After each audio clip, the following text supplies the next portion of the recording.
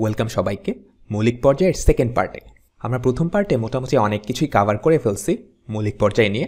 আমরা এই ভিডিওতে এমন দুইটা ফ্যাক্টর নিয়ে কথা বলবো যারা কিনা আমাদের মৌলিক পর্যায়কে চেঞ্জ করে দিতে পারে। যারা প্রথম পার্টটা দেখছো তারা জানো যে এ, সি আর ডি এই তিনটা ফ্যাক্টর আমাদের মৌলিক পর্যায়কে কোনো চেঞ্জ করতে পারে না। তারা ফাংশনের গ্রাফটাকে চেঞ্জ করে দিতে পারে, বাট মৌলিক পর্যায়ের উপর এই তিনটা ফ্যাক্টরের কোনো এফেক্ট নাই। আমাদের আজকের ডিসকাশন এন আর বি নিয়ে, যারা কিনা মৌলিক পর্যায়কে চেঞ্জ করে দিতে পারে। আমরা প্রথমত যেই ফ্যাক্টরটা নিয়ে কথা বলবো সেটা হচ্ছে এন। আমরা আলোচনার সুবিধার্থে বাকি সবগুলা নিয়ে আপাতত মাথা ঘামাচ্ছি না, শুধুমাত্র এনটা নিয়ে কথা বলবো এবং দেখব যে এই এনের ভ্যালুটা আসলে কিভাবে আমাদের গ্রাফটা চেঞ্জ করছে এবং মৌলিক পর্যায়ের উপর কী এফেক্ট ফেলতেছে। আমরা বরাবরের মতোই সাইন গ্রাফটা নিয়েই কথা বলবো। দেখো আমাদের যেই ফাংশনটা দেওয়া আছে y = sin x। এখন এটার গ্রাফটা তুমি খেয়াল করলেই দেখতে পারবা আমাদের ফাংশনটা কিন্তু y অ্যাক্সিসের নেগেটিভ সাইডেও আছে। কেন? কারণ sin x এর ভ্যালু পজিটিভও হতে পারে, নেগেটিভও হতে পারে। sin x এর ভ্যালু যখন পজিটিভ তখন আমাদের গ্রাফটা x অ্যাক্সিসের উপরে আছে, আর ফাংশনটার ভ্যালু যখন নেগেটিভ তখন আমাদের গ্রাফটা x অ্যাক্সিসের নিচের দিকে আছে। এখন ধরো আমাদের n এর ভ্যালুটা 2 করে দিলাম, তাহলে আমাদের ফাংশনটা কি দাঁড়াচ্ছে? y = sin square x।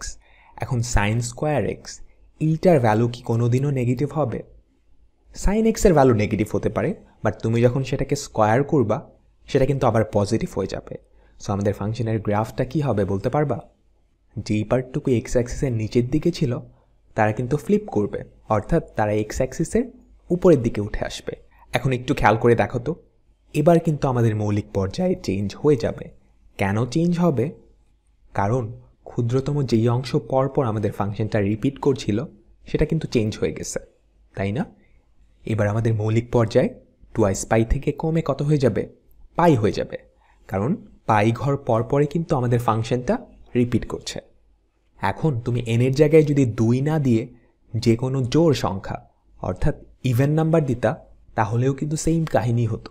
আমাদের মৌলিক পর্যায়ে পাই থাকতো, কারণ পাওয়ার যখন জোড় তখন সেটার ভ্যালু কিন্তু নেগেটিভ হতে পারে না, সব ক্ষেত্রেই কি পজিটিভ হবে। আর n এর ভ্যালু যখন অড তথা বেজোড় তখন কিন্তু আমাদের নেগেটিভ পার্টটাও থাকবে। সো তখন কিন্তু আমাদের মৌলিক পর্যায়ে আর চেঞ্জ হবে না, 2π থাকবে। এটা সাইন, কজ আর তাদের যেই রেসিপ্রোকাল সেক আর কোসেক তাদের ক্ষেত্রে প্রযোজ্য। অর্থাৎ এদের পাওয়ার nটা যদি জোড় হয় সেক্ষেত্রে এদের মৌলিক পর্যায় হবে পাই, আর যদি বেজোড় হয় তাহলে মৌলিক পর্যায় কত হবে? 2π। এখন এই রুলটা ট্যান আর কটের ক্ষেত্রে একটু ডিফারেন্ট।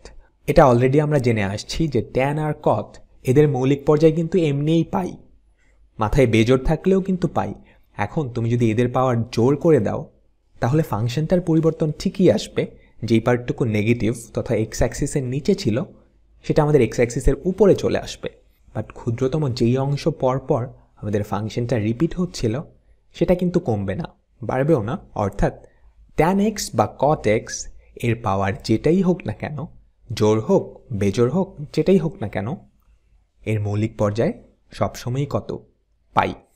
আমাদের সর্বশেষ ফ্যাক্টর সেটা হচ্ছে বি।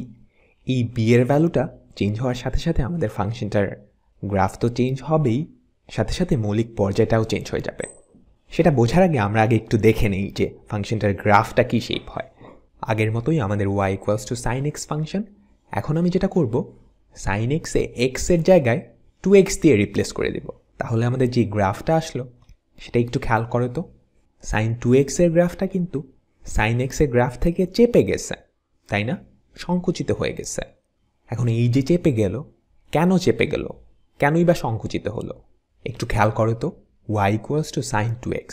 এখানে তুমি x এর ভ্যালু যেটা ইনপুট দিচ্ছ সাইনের ভেতরে কিন্তু এক্স্যাক্টলি সেটা যাচ্ছে না, সেটা 2 দিয়ে গুণ হয়ে তারপরে যাচ্ছে। অর্থাৎ তুমি যখন x এর ভ্যালু 10 ইনপুট দিচ্ছ সে কিন্তু সাইনের ভেতরে পাঠাচ্ছে 20। আবার তুমি যখন x এর ভ্যালু 180 ডিগ্রি দিচ্ছ তখন সে কিন্তু সাইনের ভেতরে পাঠাচ্ছে কত? 360 ডিগ্রি। অর্থাৎ আমাদের sin x এই ফাংশনটা 360 ডিগ্রিতে যেই বিহেভিয়ারটা দেখাইতো, আমাদের এই যে sin 2x সে কিন্তু 180 ডিগ্রিতেই সেই বিহেভিয়ারটা দেখাইতেছে, তাই না? এখন তুমি যদি 2x এর জায়গায় 4x করে দিতা তাহলে কিন্তু আমাদের sin 4x ফাংশনটা 90 ডিগ্রিতেই সেই বিহেভিয়ারটা দেখাইতো, যেটা কিনা sin x ফাংশনটা 360 ডিগ্রিতে দেখাচ্ছে। হোপফুলি এই কথাটা সবাই বুঝতে পারছো। এখন বি এর ভ্যালু যত বেশি হবে, বি এর ভ্যালু 1-এর চেয়ে যত বেশি হবে, আমাদের ফাংশনটা সংকুচিত হতে থাকবে।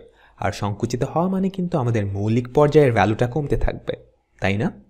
আবার উল্টোভাবে বলতে পারো, আমাদের বি এর ভ্যালুটা 1-এর চেয়ে যত কম হবে, আমাদের ফাংশনটা কিন্তু প্রসারিত হতে থাকবে। আর ফাংশনটা যখন প্রসারিত হতে থাকবে, আমাদের মৌলিক পর্যায়ের ভ্যালুটাও কি হবে?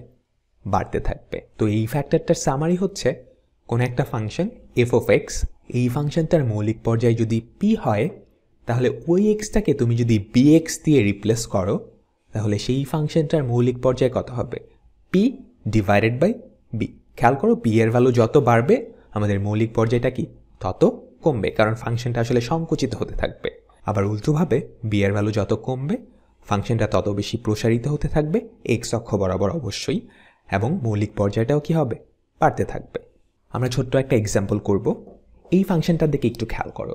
তোমাকে বলা হয়েছে এই ফাংশনটার মৌলিক পর্যায় বের করতে। ফাংশনটা দেখতে অনেক কমপ্লেক্স মনে হলেও এটা কিন্তু বেশ সহজ। তোমার প্রথম কাজ হচ্ছে, যেই ভ্যালুগুলো মৌলিক পর্যায়ে চেঞ্জ করে না, তুমি সেগুলো জাস্ট ইগনোর করবা। তারপরের স্টেপ কি? একটু খেয়াল করে দেখো, এটা কিন্তু আমাদের একটা কোসাইন ফাংশন, তাই না? নর্মাল কজ এক্স, সেই ফাংশনের মৌলিক পর্যায় কত? 2π। এখন এখানে কিন্তু শুধু কজ না, উপরে একটা পাওয়ার আছে, এবং পাওয়ারটা হচ্ছে ইভেন বা জোড় সংখ্যা, কজ স্কোয়ার এক্স। আর কজের মাথায় যখন ইভেন পাওয়ার থাকে, তখন সেটার মৌলিক পর্যায় কত হয়ে যায়? পাই হয়ে যায়। আমরা সবগুলো ফ্যাক্টর কিন্তু কনসিডার করে ফেলছি, একটা বাদে, সেটা হচ্ছে আমাদের এক্সের যেই সহগটা। একটু খেয়াল করো, আমাদের এক্সের যেই সহগটা, সেটা যদি 1 হতো, তাহলে আমাদের মৌলিক পর্যায় কত হতো? পাই। এবার আমাদের এক্সের সহগটা কিন্তু আর 1 নাই, যেটা হয়েছে সেটা হচ্ছে 2। সো আমাদের মৌলিক পর্যায় কি হয়ে যাবে? তুমি 1 সহগ ধরলে যেই মৌলিক পর্যায়টা পাইতা, ডিভাইডেড বাই আমাদের সহগের ভ্যালু, অর্থাৎ আমাদের মৌলিক পর্যায় কত হয়ে যাবে? Pi divided by 2। আমরা আরেকটা কনসেপ্ট দিয়ে মৌলিক পর্যায়টা শেষ করব। ধরো তোমাকে একটা ফাংশন এফ দেওয়া আছে, এবং সেই ফাংশনটা অন্য দুইটা ফাংশন জি অফ এক্স আর এইচ অফ এক্স, এই দুইটার যোগফল। এখানে আমরা দুইটা ফাংশনের যোগফল হিসেবে দেখাইছি, বাট এখানে দুইটা না হয়ে 3টা 4টা 5টা আরও অনেকগুলো থাকতে পারত। এবং এখানে আরেকটা কন্ডিশন হচ্ছে, যেই ফাংশনগুলোর যোগফল আকারে লেখা হয়েছে G of X, H of X, ওই ফাংশনগুলোর মৌলিক পর্যায় তুমি জানো। এখন তোমার টাস্ক হচ্ছে এফ অফ এক্সের মৌলিক পর্যায়টা আসলে কত হবে। এটা আসলে খুব সোজা। তুমি প্রথমত জি অফ এক্সের মৌলিক পর্যায়টা বাইর করবা, তারপর এইচ অফ এক্সের মৌলিক পর্যায়টা বাইর করবা। এখানে যদি আরও অনেকগুলো থাকতো, তুমি সেগুলোরও বাইর করতা। তারপর ওই মৌলিক পর্যায়গুলার লসাগু নিলেই আমাদের এফ অফ এক্সের মৌলিক পর্যায়টা বের হয়ে আসতো। কেন আসতো সেটা নিয়ে আমরা এখন ডিসকাস করব। একটা ফাংশনকে দুইটা ফাংশনের যোগ আকারে লেখার মানেটা আসলে কি? এটা মিন করে ওই ফাংশনটার মধ্যে আসলে দুইটা পার্ট রয়েছে, একটা হচ্ছে আমাদের জি অফ এক্স, আর একটা হচ্ছে আমাদের এইচ অফ এক্স। তুমি চাইলে এই দুইটাকে আলাদা করেও দেখাইতে পারো, আবার একসাথে কম্বাইন করে একটা গ্রাফও দেখাইতে পারো। এখানে ধরো আমাদের জি অফ এক্স, এই ফাংশনটার পর্যায়কাল হচ্ছে 2, আর এইচ অফ এক্স, এই ফাংশনটার পর্যায়কাল হচ্ছে 3। আমাদের টাস্ক হচ্ছে এই দুইটা ফাংশনের যোগফল যেই ফাংশনটা, সেটার পর্যায়কাল তথা মৌলিক পর্যায়টা বের করা। মৌলিক পর্যায়ের ডেফিনেশনটা যেন কী ছিল? ক্ষুদ্রতম যেই পার্ট পরপর আমাদের ফাংশনটা কি করতেছে? রিপিট করতেছে। আর আমাদের এই যে এফ অফ এক্স, এই ফাংশনটা যেহেতু দুইটা ফাংশনের যোগফল আকারে লেখা, তার মানে এই ফাংশনটার মৌলিক পর্যায় হবে সেটাই ক্ষুদ্রতম যতটুকু পরপর আমাদের এই দুইটা ফাংশনে রিপিট করছে।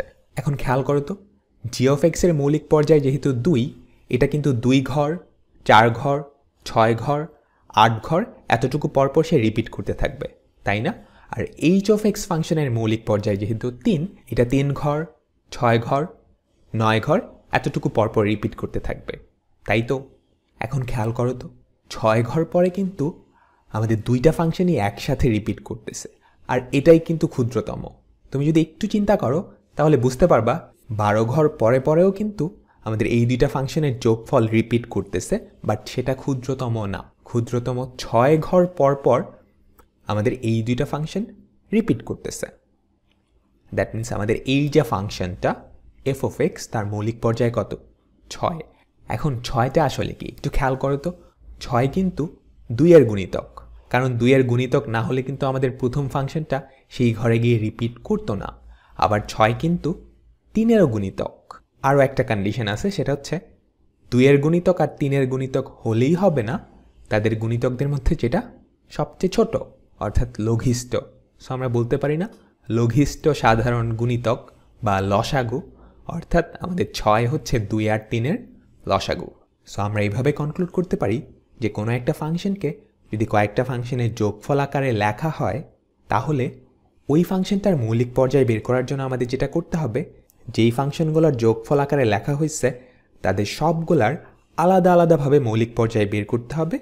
তারপর ওই সবগুলা মৌলিক পর্যায়ের লসাগুই হচ্ছে কি আমাদের আসল ফাংশনটার মৌলিক পর্যায়। মোটামুটি এই ছিল আমাদের আলোচনা। তোমাদের জন্য ছোট্ট একটা ওয়ার্কআউট আছে, তোমরা এই ম্যাথটা করে ফেলো।